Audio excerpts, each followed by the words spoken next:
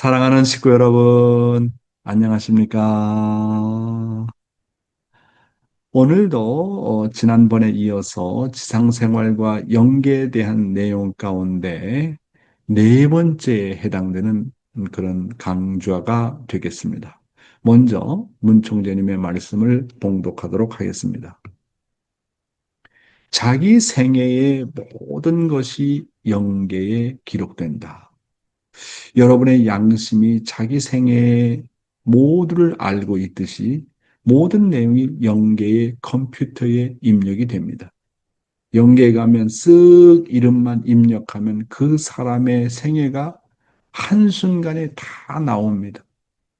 영계는 시간과 공간을 초월하기 때문에 순식간에 그 자리에서 모든 생애의 기록을 알 수 있습니다.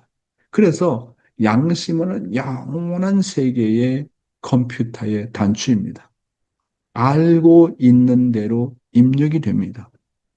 양심의 가책을 받는 일이 있으면 그것이 그대로 입력이 됩니다. 양심의 가책을 받지 않는 인생이라면 깨끗한 생애로서 기록이 됩니다. 그러니 영계에 가서 변명할 수가 없습니다.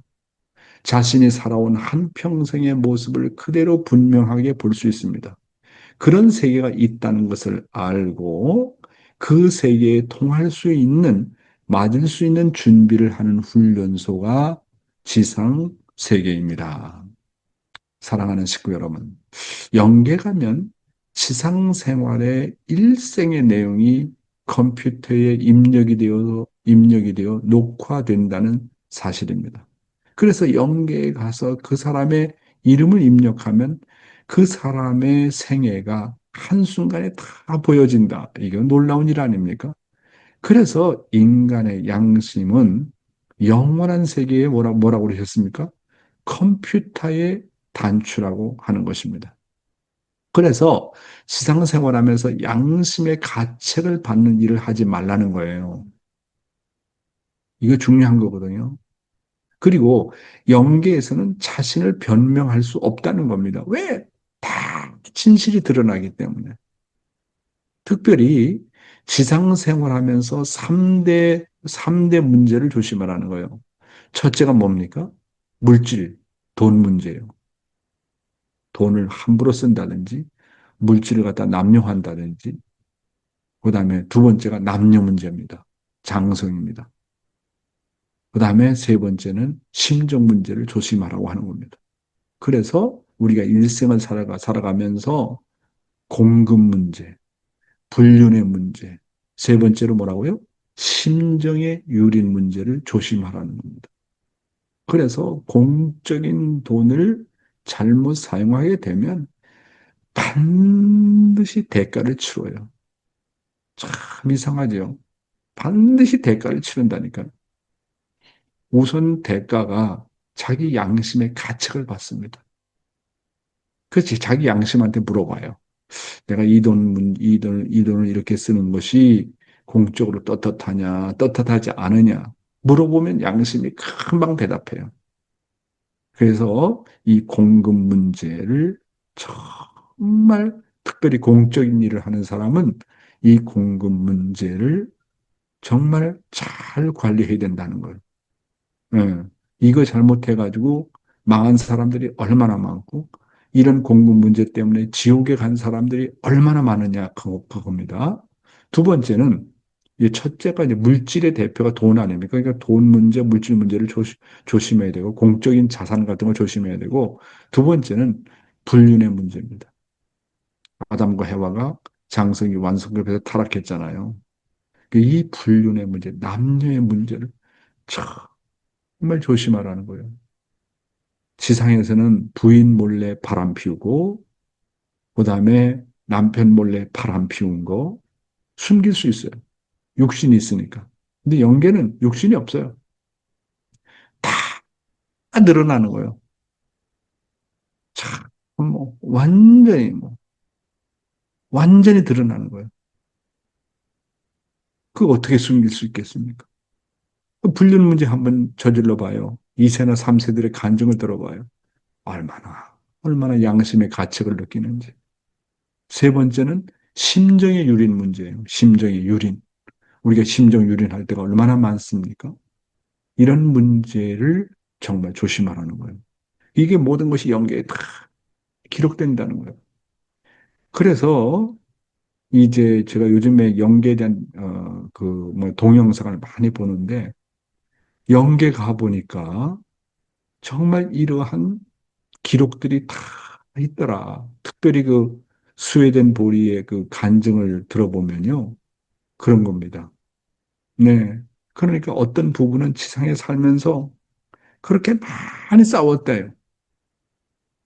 응? 많이 싸워서 자기 육신이 이제 자기 영혼이 육신을 떠나서 보고 자기의 일생의 내용을 쭉 이렇게 돌이켜 보니까 그게 다 이게 비디오에 다 담아져 있어가지고 보니까 너무너무 창피했다는 거예요. 아이고, 내가 저럴 때 왜 저렇게 남편을 미워했지? 내가 저럴 때 왜 저렇게 아내를 미워했지? 아이고, 저 때는 내가 정말 이혼하려고 했구나. 이혼이라는 말이 나오고, 참 그렇게 자기가 갈등했던 문제가 그대로 자기가 볼 수 있다는 겁니다. 그러니까 말뿐만 아니라 자기가 마음 먹었던 세계까지 다 드러나니까 참 연기라는 게 어떻게 보면 무서운 세계예요.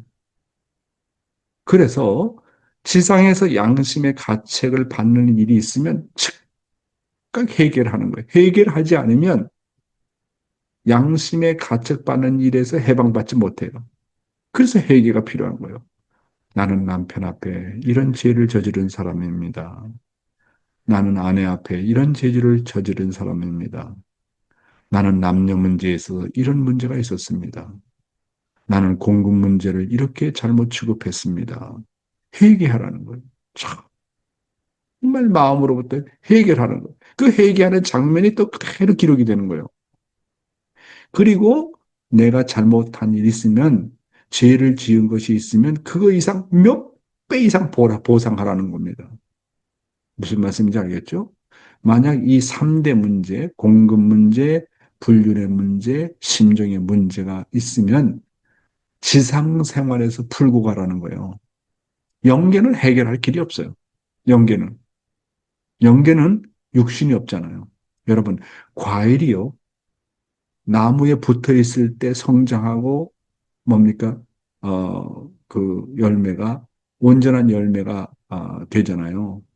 이 과일이 나무에서 떨어지게 되면 더 이상 그 과일이 익을 수가 없어요. 그 과일이 완숙한 과일이 될 수가 없어요. 그러니까 일단 우리의 육신을 떠나면 문제를 해결할 길이 없다니까요. 그럼 어떻게 하겠어요? 내가 문제를 해결하지 못하고 연계 가잖아요. 그러면 육신을 통해서만이 과일은 뭡니까? 나무에 붙어 있을 때만이 성장하고 완숙되기 때문에 내가 지상에 내려와서 나에게 맞는 레벨의 육신을 빌려야 돼요. 그러니 그 얼마나 복잡해요. 그 절차가 보통 복잡한 게 아니라는 거예요. 그래서 수천 년이 걸린다는 거예요. 그러니까 내가 지상에 살면 육신 쓰고 있을 때 모든 문제를 풀고 가라는 거예요. 내가 공급 문제가 있으면 최선을 다해서 그걸 다 갚고 가라는 거예요. 남녀 문제가 있으면 해결하라는 겁니다. 정말 마음으로부터 해결하고 성주를 다시 마시고 해결해야 됩니다. 그래서 지상에서 성주 마시는 거 영계 가서 몇 천 년 동안 해결할 수 없는 문제를 지상에서 한순간 성주를 마시고 회개함으로 말미암아 해결이 되지 않습니까? 그리고 마지막으로 심정 문제는 서로가 잘 풀고 넘어가야 됩니다. 특별히 부부의 심정 문제, 부모와 자식의 심정 문제, 형제 자매 간의 심정 문제, 가인과 아벨의 심정 문제. 그리고 이 심정 문제, 심정을 유린하는 것은요, 세상 사람하고 뭐 원수 관계, 그건 별로 없어요. 그럼 심정의 유린 문제가 어디서 제일 크냐 보니까 가정입니다. 특별히 부부에서 부부 간의 심정 문제가 제일 크고, 부모와 자식 간의 심정 문제가 제일 크고, 형제 자매 간의 심정 문제가 제일 크고, 이제 더 나가서 가인과 아벨의 심정 문제가 있습니다. 이런 문제를 잘 풀고 넘어가야 된다는 그런 말씀이 되겠습니다. 다음 말씀입니다. 축복받은 부부는 영계에서도 함께한다. 지상에서 축복받은 부부는 영원의 세계인 영계 가서도 함께하는 것입니다. 이 세상의 부부, 아들, 딸은 아무리 많아도 영계 가서는 흩어져 갈라집니다. 이게 놀라운 말씀입니다. 갈라져서 모두 어디에 갔는지 모른다는 겁니다. 상대적인 관계가 없으면 만날 수도 없습니다. 심령의 상태의 기준에 따라 모두 영계에서 갈라진다는 것입니다. 그러나 선생님이 말했듯이 사랑을 중심 삼고 하나 되면 그대로 일족이 영계에 들어간다는 겁니다. 이야, 저는 이 말씀을 듣고 또 아버님의 여러 가지의 말씀을 연구하면서 너무나도 쇼크를 받았어요. 여러분, 세상 부부하고 축복가정 부부가 뭐가 다른지 아십니까? 타락은요, 이게 갈등하고 나눠지고 갈라지는 겁니다. 몸과 마음이 갈라지고 부부가 갈라지고 부모와 자식이 갈라지고 형제와 자매가 갈라지는 겁니다. 그래서 이제 이 지상에서 뭐냐면 이제 이 지상에서 살다가는 영혼들은 다 아담과 해와의 타락한 후손이기 때문에 영계 가게 되면요. 이 지상에서 아무리 가까웠던 부부라고 할지라도 다 갈라진다는 겁니다. 그걸 어떻게 갈라지느냐 하면 부인은 부인의 그 심령 상태에 따라서 남편은 남편의 심령의 상태에 따라서 다른 세계로 간다는 거예요. 그래서 아담과 해와가 타락한 이래에 참부모님께서 축복을 주기 전까지 왔다 갔던 모든 영혼들은 단 한 부부도 같이 사는 부부가 없답니다. 이야, 이 놀라운 말씀 아닙니까? 그러니까 지금까지 왔다 간 부부는 단 한 가정도 같이 사는 부부가 없다는 거예요. 근데 축복이라는 것은 뭐냐 하면 축복이라는 것은 하나님의 혈통으로 전환되는 거 아닙니까? 그 축복이라는 조건을 가지고 연계 가게 되면 지상에서 서로 다투고 갈등했던 안 했던 간에 축복받은 부부는 연계 가서 영원히 함께 있는다는 거예요. 응? 이게 놀라운 얘기 아닙니까? 그러니까 축복은요, 공동 운명체입니다. 공동 운명체. 신랑이 잘났던 부부가, 아내가 잘났던 잘못났던 관계없이 축복받은 부부는 영계에 가서도 영원히 함께 한다는 거예요. 그런데 남편의 영적 레벨하고 아내의 영적 레벨이 다른데 어떻게 하느냐? 달라도 서로가 서로를 보충하면서 함께 성장해 나가지 않으면 안 된다는 겁니다. 그래서 축복 가정들만이 이 가게 되는 그런 어떤 아직까지 완성하지 못한 그 부분은 완전한 천국에 못 들어가니까 그 천국에 가까운 단계인 축복 가정들만이 사는 축복 가정들의 낙원의 세계에 있다고 그러잖아요. 거기서 산다는 거예요. 모든 문제를 해결할 때까지. 지난번에도 한번 제가 예를 들었는지 모르겠지만 이제 그 대모님 역할을 했던 훈모님이 이제 태국에 오셨었어요. 그래서 이제 조상 회원식을 하잖아요. 축복식을 하고. 근데 이제 그 다음날 그 훈모님을 배웠는데 훈모가 하는 말이 아니 간밤에 나는 한 잠을 못 잤다고 그래요. 아, 왜 그러니까 아니 430가정들을 축복을 하게 되면 그걸 영적으로 다 정리를 해줘야 되는데 어떤 여자는 남편이 3명, 4명이고 어떤 남자는 부인이 3명, 4명이고 이거를 일남일녀로 누구를 선정하느냐 이것을 결정해 줘야 되기 때문에 쉽지 않다는 거예요. 음. 그래서 그런 문제를 다 정리를 하고 그다음에 조상들이 이제 그렇게 정리를 해가지고 이제 축복식에 들어가잖아요. 그러면 축복식에 들어가면 조상들이 얼마나 기뻐하는지 모른대요. 왜냐하면 어떤 모든 세상적인 부부는 어떤 부분은 뭐 연계가 이제 500년이 되었고, 어떤 사람은 뭐 1000년이 되었고, 어떤 부분은 뭐 3000년이 되고, 5000년이 되었고, 그랬잖아요. 그러면 지난 5000년 동안, 3000년 동안, 600년 동안 부부래도 같이 만나 본 적이 없고, 살아본 적이 없는 거예요. 그런데 축복은 하나 되게 하는 거니까, 그 축복식에 처음으로 영계에 가서 남편을 만나고 아내를 만나는 거예요. 그래서 조상들에게 축복식일 때는 그 부부가 엉켜안고 엉엉엉엉 운다는 거예요. 아이고, 600년 만이구나. 3000년 만이구나. 5000년 만이구나. 아이고, 우리 후손들이 우리를 위해서 이렇게 축복을 해줬구나.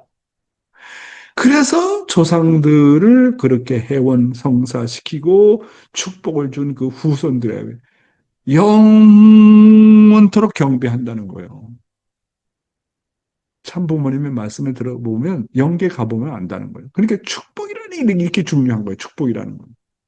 예를 들면 이제 아내는 낙원급에 가 있어요. 그래서 남편은 바람을 많이 피워가지고 지옥 중에 지옥에 가 있단 말이에요.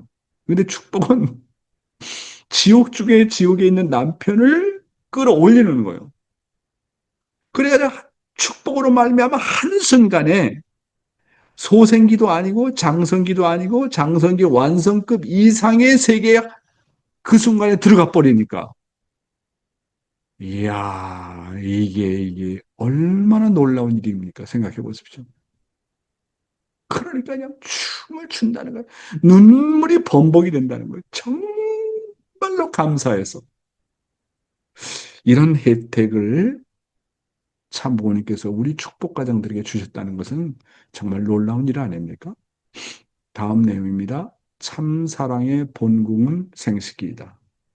천국과 지옥이 따로 있는 것이 아닙니다. 그렇기 때문에 지옥 같은 환경에서 살아간다고 해서 지옥 가는 게 아닙니다. 천국과 지옥은 자기 자신에게 달려 있습니다. 참된 사랑을 어지럽히는 근거지는 그것 이외에는 없습니다. 참된 생명을 더럽히는 곳은 참된 혈통을 더럽히는 곳은 거기 생식기밖에 없습니다. 어떤 행동으로도 그것을 더럽힐 수가 없습니다. 이렇게 말씀하십니다. 여러분, 영계와 참사랑의 본궁, 뭐라고 말씀하셨습니까? 참사랑의 질서를 어지럽히면 무조건 지옥 간다는 거예요. 에? 그래서 천국 가느냐, 지옥 가느냐. 천국과 지옥의 출발점이 바로 생식기라고 하는 겁니다. 그래서 생식기를 오직 하나님과 상대만을 위해서 쓰게 되면 천국 가고 자기를 위해서 함부로 남용하면 지옥 간다고 하는 겁니다.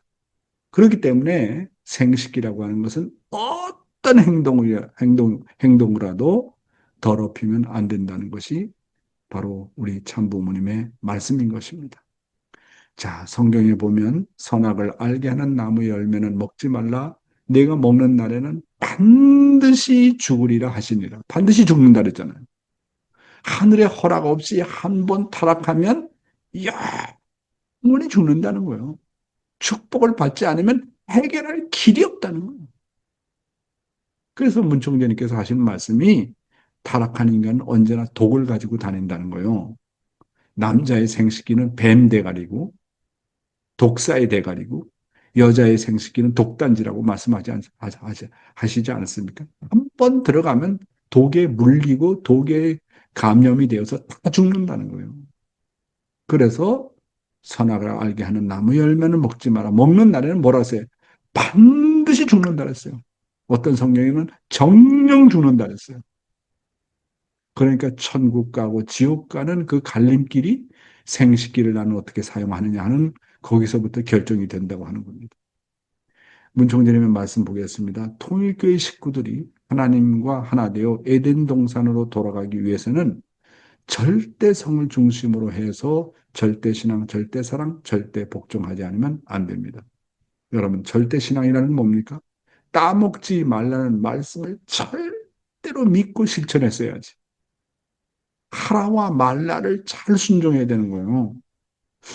제가 요즘에 이제 호주에 와서 운전 연습을 하고 있거든요. 그 교통법이라는 게 그렇잖아요. 빨간 신호 건너가면 안 됩니다. 차가 가면 안 돼요. 파란 시간은 가라는 거예요. 그런데 빨간 신호 때 차가 가면 어떻게 됩니까? 사고 나서 죽는 거예요. 근데 파란 신호 때는 가면 되는 거예요. 이렇게 사랑을 완성하는 노정에서도 교통법과 같이 그런 거 있는 거예요. 선악을 따먹지 마라. 따먹지 말라는 거 빨간 신호라는 거예요. 하나님이 허락할 때까지 파란 신호가 나올 때까지는 절대적으로 순결을 지켜야 되는 거예요. 그런데 아담과 해와는 빨간 신호를 무시했단 말이에요. 무시하고 사랑하다 보니까 어떻게 됐어요? 타락해가지고 지옥 간 거 아닙니까? 교통법 지키지 않아 봐봐요. 빨간 신호 지키지 않아 봐봐요. 죽어요. 사고 나요. 그러면 빨간 신호 지키고 파란 신호 지키는 게 누구 책임이냐? 그건 하나님도 할 수 없어요. 내가 해야지. 그렇잖아요? 그 다음에 절대 사랑입니다. 그 어떤 것보다도 하나님을 절대 사랑해야 됩니다. 천사장보다도 하나님이 절대적인 기준이에요. 하나님 앞에 절대 효해야 됩니다. 그리고 절대 복종. 하나님 말씀에 절대 복종해. 따먹지 말! 하면 거기에 절대 순종해야지 왜 따먹느냐 말이에요.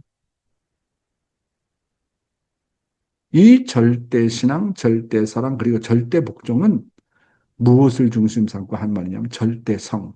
다시 말해서 생식기를 중심하고 한 말입니다. 그래서 생식기를 잘 사용해야 돼요. 왜냐하면 생식기는 참사랑과 참생명과 참혈통의 본궁이기 때문에 그렇습니다. 그래서 참사랑과 참생명과 참혈통의 본궁을 우리는 절대성이라고 부르는 것입니다. 인간의 본향은 하나님의 절대성, 즉 하나님의 생식기입니다. 그러므로 우리의 생식기를 거룩하게 해야 됩니다. 그러면 복 받는 것입니다. 네, 오늘의 말씀은 여기에서 마치겠습니다. 감사합니다.